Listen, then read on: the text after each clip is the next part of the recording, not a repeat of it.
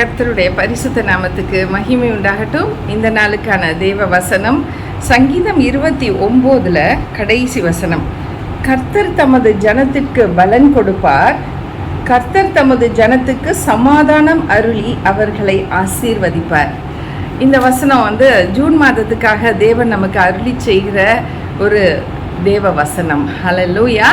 இதில் 2 காரியங்கள் அவருடைய ஆசீர்வாதங்களாக கொடுக்குறாரு. ஒன்று பலன், ஒன்று சமாதானம். ஹல்லேலூயா. ரெண்டுமே ரொம்ப முக்கியமான ஆசீர்வாதங்கள். கர்த்தர் அதை நமக்கு அருளி செய்வேங்கிறாரு. இந்த ஜூன் மாதம் மிகுந்த சந்தோஷத்தின் மாதமாக, பலனை பெற்றுக்கொள்ளக்கூடிய ஒரு மாதமாக, விசேஷமாக பலவீனமாக இருக்கக்கூடியவர்களுக்கு இது ஒரு பலன் தரக்கூடிய ஒரு மாதமாக கர்த்தர் மாற்றுவார். ஹல்லேலூயா.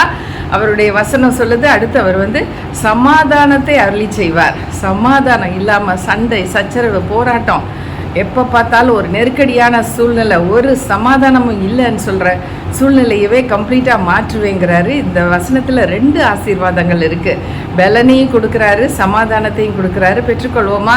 ஹல்லேலூயா. கர்த்தருக்கே மகிமை உண்டாகட்டும். இந்த வேளையிலும் அவர் எப்படி தன்னுடைய ஜனத்துக்கு பலன் கொடுப்பார். தமது ஜனம், நம்ம அவருடைய ஜனம். பார்த்திங்களா, அவர் கொடுப்பேன்னு சொன்னார்னா நிச்சயமாக கொடுப்பார். சில பேர் மனுஷங்க, ஈவன் டாக்டர்ஸ் பாருங்களேன், அவங்களால பலனை கொடுக்க முடியல, அவங்களுக்கு சத்துவத்தை கொடுக்க முடியல. மருந்து மாத்திரைங்க எல்லாம் கொடுக்குறாங்க. சில டைம் அது ஃபெயிலியர் ஆயிடுது பாருங்கள். அவங்களால ஒன்றும் செய்ய முடியல, சாரின்னு சொல்லி விட்டுருவாங்க. ஒரு ஆப்ரேஷன் சக்ஸஸ்ஃபுல்லாக இல்லாமல் போச்சுன்னா அதுக்கு அவங்க அடுத்து இன்னொரு ஆப்ரேஷன் பண்ணணும்னு சொல்லிட்டு தான் கேட்பாங்க தவிர்த்து அவங்களால ஒன்றுமே செய்ய முடியாது. ஆனால் ஆண்டவர் நமக்கு ஆப்ரேஷன் பண்ணாதான் உனக்கு சுகம் கிடையாது. அவருடைய அருளாலேயே நம்ம சுகம் பெற்றுக்கொள்ளலாம், அவருடைய கிருபையினாலே நம்ம சுகம் பெற்றுக்கொள்ளலாம், ஆப்ரேஷன் இல்லாமலே சுகம் பெற்றுக்கொள்ளலாம். ஹல்லேலூயா. அப்படிப்பட்ட ஒரு பலத்தை தான் ஆண்டவர் இந்த ஜூன் மாதத்தில் நமக்கு கொடுக்கணும்னு ஆசைப்படுறாரு. நம்ம பெற்றுக்கொள்ள தகுதி உள்ளவர்களாக இருக்கிறோமா? வேறு எந்த தகுதியும் அவர் எதிர்பார்க்கல. அவருடைய ஜனமாக இருக்கணும். ஹல்லேலூயா. அவருடைய பரிசுத்த இரத்தத்தில் கழுவப்பட்ட ஒரு நீதிமானாக இருந்தால் போதும், அவருடைய பிள்ளைங்கிற ஸ்தானத்தில் இருந்தால் போதும். அவர் இந்த பலனை நமக்கு கொடுப்பேங்கிறாரு. இந்த ஜூன் மாதத்தில் பெற்றுக்கொள்வோமா? இந்த பலன் நமக்கு வேணும் பாருங்கள். இது ஒரு தெய்வீக பலன். இது ஏதோ ஒரு டானிக் குடிச்சனால வந்த பலன் கிடையாது. ஏதோ காம்ப்ளான் குடித்ததுனால, முட்டை சாப்பிட்டனால, பிரியாணி சாப்பிட்டனால வந்த பலன்னு சொல்லிட்டு நம்ம தவறாக நினைக்கக்கூடாது. ஆண்டவர் என்ன சொல்கிறாருன்னா, என்னை பலப்படுத்துகிற கிறிஸ்துவினால் எல்லாவற்றையும் செய்ய எனக்கு பலன் உண்டு. அவர் தான் பலப்படுத்துகிற கிறிஸ்து. நம்மளை ஒவ்வொரு நாளும் பலப்படுத்துகிறவர் அவர் மாத்திரமே. அந்த கிறிஸ்துவினால தான் நம்மளால் எல்லா வேலையும் செய்ய முடியுது பாருங்கள். நம்ம சாப்பிட்றதுனாலையோ நம்மளுடைய ஒரு சுயத்தில் நமக்கு கிடைச்ச ஒரு பலத்தினாலேயோ நமக்கு எந்த ஒரு நன்மையும் கிடையாது. நன்மை கிடைக்கும் இருக்கும், நன்மை இருக்கும். பட் தெய்வீக பலனுங்கிறது அது ஸ்பெஷல், அது வேற. ஹல்லேலூயா. ஸ்தோத்திரம். அதே போல் அவர் ஜனத்துக்கு பலன் கொடுப்பாருன்னு சொல்லி அவர் சொல்கிறாரு இந்த ஜூன் மாதத்தில். அதோடு கூட கர்த்தர் தமது ஜனத்துக்கு சமாதானம் அருளி அவர்களை ஆசீர்வதிப்பார். சமாதானம், பலத்தை காட்டிலும் இந்த சமாதானம் இன்னும் மேன்மையானதாக தெரியுது எனக்கு. என்னை பொறுத்த வரைக்கும் சமாதானம் இருந்தாலே அது ஒரு பெரிய பலன். அந்த சமாதானம் நிறையா பேருக்கு இன்றைக்கி இல்லை பாருங்களேன். வீடுகளில் சண்டை பயங்கரமாக இருக்குது. கணவன் மனைவி மத்தியில் சண்டை, அக்கா தங்கச்சிக்குள்ள சண்டை, மருமக மாமியாருக்குள்ளே இழுத்துக்கிட்ட சண்டை, கணவனுக்கும் இன்னும் மாமனாருக்கும் சண்டை. இப்படி யாருக்கு தான் சண்டை இல்லை, எந்த வீட்டில் தான் சண்டை இல்லைன்னு சொல்லி பாருங்கள். எல்லார் வீட்லேயும் வீட்டுக்கு வீடு வாசற்படின்னு சொன்ன மாதிரி எல்லா வீட்லேயும் சண்டை இருக்குது. ஆனால் ஆண்டவராகிய இயேசுவோட பெயர் என்ன தெரியுமா? சமாதான பிரபு. அவர் தான் நமக்கு சமாதானம் கொடுக்க முடியும். சண்டைகள் வர்றது ரொம்ப நேச்சுரல், நார்மல். சண்டைகள் வரும். ஆனாலும் அவைகளிலிருந்து நம்ம வெளியில் வந்துடணும்.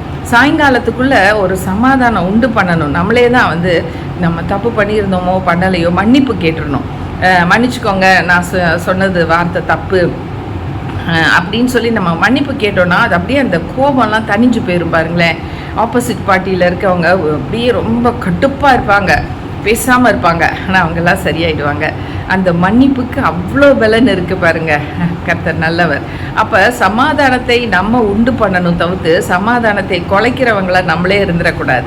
இன்றைக்கி நமக்கு சமாதானம் இல்லைன்னு சொன்னால் அதுக்கு காரணம் நம்மளா இல்லை மற்றவங்களா யோசித்து பார்க்கணும். நம்மளுடைய குடும்பத்தில் சில பேர் எங்ககிட்ட ஜோபிக்க வருவாங்க பாருங்கள். காலேஜில் இருக்கும்போது இந்த பாவம் இந்த கூட்டுறவங்க அவங்க ஃபுல்லாக நான் டீச்சிங் ஸ்டாஃபு கேம்பஸ் ஃபுல்லாக கூட்டணும் பாருங்கள்.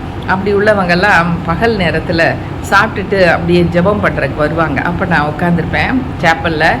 அப்போ அவங்கக்கிட்ட கேட்டோன்னா அவங்க சொல்லுவாங்க, சமாதானமே இல்லை, ஒரே சண்டையாக இருக்குது, ஒரே பிரச்சனையாக இருக்குது, ரொம்ப அடிக்கிறாரு, குடிச்சிட்டு வந்து அடின்னு அடிக்கிறாரு, நாங்களே சும்மாவே குனிஞ்சு கூட்டி கூட்டி கூட்டி முதுகு இடுப்பெல்லாம் வலியோடு இருக்கும்போது எங்களை வந்து அப்படி எத்துனா எப்படி மேடம் தாங்கிக்க முடியும் அப்படின்னு சொல்லி ரொம்ப அழுவாங்க. அப்போ நான் தீவிரமாக வந்து அவங்களுடைய பிரச்சனைகளை கேட்கும்போது தான் தெரியும், இவங்களும் அதிகமாக பேசியிருக்காங்க, இவங்க பேச பேச அடி விழுகுது. அப்போ உனக்கு வாய் நீட்டம், அவருக்கு கை நீட்டம், சரியா போச்சா அப்படின்னு சொன்னால், என்ன மேடம் கடைசியில் இப்படி சொல்லிட்டீங்க அப்படின்னு. உண்மைக்கு பெண்களுக்கு வந்து வாய் நீட்டம் தான், அதிகமாக எதையானு பேசிடுவாங்க, அதனால அடியும் வாங்கிக்குவாங்க. இப்படி உள்ள சூழ்நிலையெல்லாம் மாறணும். பேசுகிறத நிறுத்திட்டோன்னா அடிக்கிறது அந்த சைடு நின்றும்.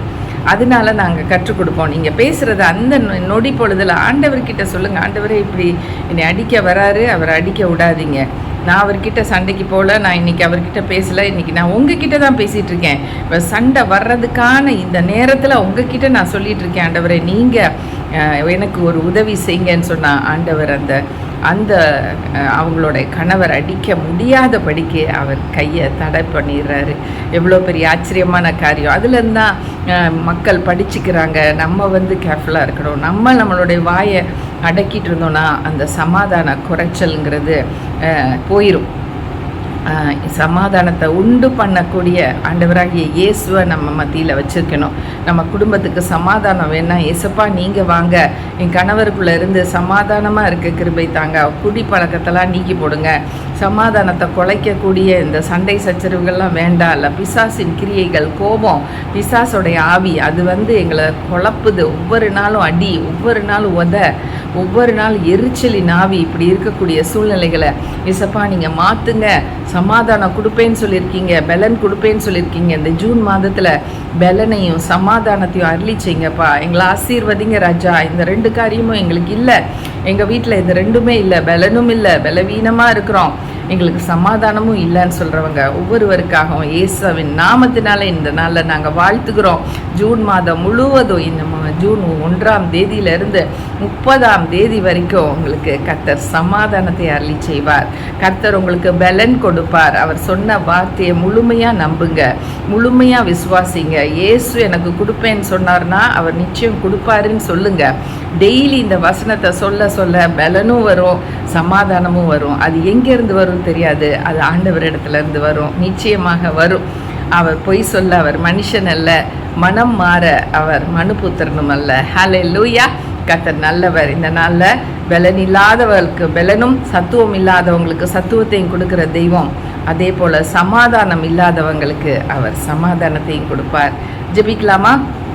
நல்ல கடவுளே, உமக்கு ஸ்தோத்திரமாப்பா. இந்த காலை வேளையிலும் இந்த ஜூன் மாதத்துக்கான ஒரு அருமையான வசனத்தை நீங்கள் எங்களுக்கு கொடுத்துருக்கீங்கப்பா. ஆண்டவரே உமக்கு நன்றி ராஜா. உங்கள் பலனையும் கொடுக்குறேங்கிறீங்க, சமாதானம் கொடுக்குறேங்கிறீங்க. இந்த ஆசீர்வாதங்களை பெற்றுக்கொள்ளுங்கிற மாதிரி இருக்குது. இந்த ஜூன் மாதம் முழுவதும் பலனும் சமாதானமும் சந்தோஷமும் ஆரோக்கியமும் எங்களுடையது. இயேசு எங்களுக்கு நிச்சயமாக கொடுப்பேன்னு சொன்னால் அதை கொடுப்பாருன்னு சொல்லி முழு நிச்சயமாக நாங்கள் விசுவாசத்தை பெற்றுக்கொள்ள கிருபை தாங்கப்பா.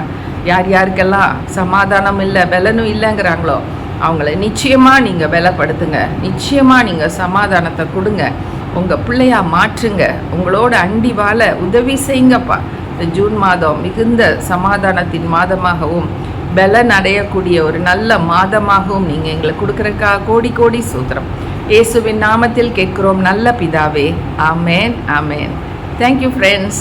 Thank you for joining us.